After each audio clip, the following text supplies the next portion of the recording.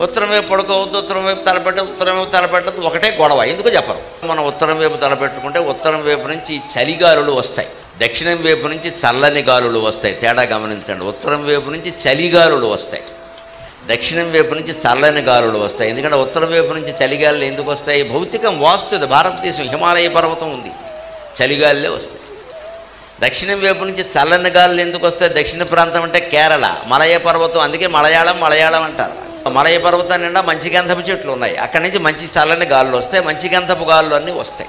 అందుకే మనకు వాస్తులో ఇల్లు కట్టుకునేటప్పుడు దక్షిణం వైపు పెట్టండి, దక్షిణం వైపు తెరిపెక్కడ. ఇప్పుడు గోడ పక్కన గోడ కట్టి అపార్ట్మెంట్ పెట్టేవారు. తెరిపెక్కడ వాడి గాలి మనకి, మన గాలి వాడికి, మొత్తం పోయి ఎటు చూసినా వడగాలే.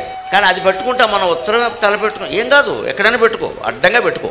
ఎప్పటికప్పుడు ఆచార సంప్రదాయాల యొక్క అర్థం ఏమిటో తెలుసుకుని పాటించకపోతే అవన్నీ మడ్డిబారిపోతాయి, గుడిగట్టుకుపోతాయి. ఇంకా గుడి నమ్మకం కింద మిగులుతుంది.